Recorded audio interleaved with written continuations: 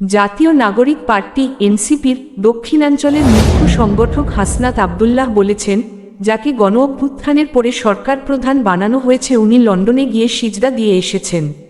পৃথিবীর ইতিহাসে এমন কোনো ঘটনা আছে কি না অন্তর্বর্তীকালীন সরকার প্রধান একটি দলের ভারপ্রাপ্ত চেয়ারম্যানের সাথে বসে প্রেস কনফারেন্স করছেন।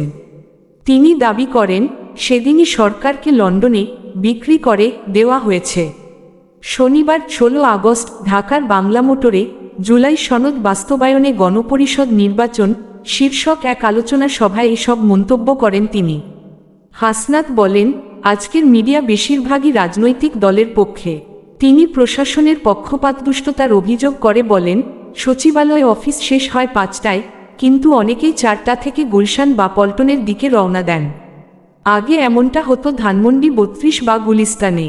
জাতীয়তাবাদী রাজনীতিতে এনসিপির প্রতি বৈরিতা থাকলেও তা রাজনৈতিক বাস্তবতায় কোনো প্রভাব ফেলবে না বলে মন্তব্য করেন তিনি বলেন, 5 আগস্টের ঘটনা কেন ঘটেছে সেই মূল কারণগুলো দূর না করে যদি কেউ মনে করেন নতুন রাষ্ট্র ব্যবস্থা গড়া সম্ভব, তাহলে তিনি আবার গণপ্রতিরোধের মুখে পড়বেন। দুর্নীতির অভিযোগ নিয়ে হাসনাত বলেন, একজন রাজনীতিক বলছেন আমরা ব্যবসায়ীদের কাছ থেকে অর্থ নিয়েছি। আমি চ্যালেঞ্জ করছি, যদি কেউ প্রমাণ দিতে পারেন আমরা কারো কাছ থেকে টাকা নিয়েছি, তাহলে আমি ও আমার সহযোদ্ধারা রাজনীতি ছেড়ে দেব। নির্বাচন প্রসঙ্গে এনসিপির এই নেতা বলেন, আমরা নির্বাচন পেছানোর পক্ষপাতী নই।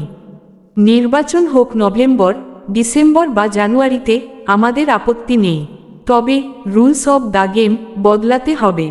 নির্বাচন গণপরিষদ নির্বাচন হতে হবে। হাসনাত পুরনো সংবিধানকে ফ্যাসিবাদের পাঠ্যবই হিসেবে আখ্যায়িত করে বলেন, নতুন সংবিধান জরুরি।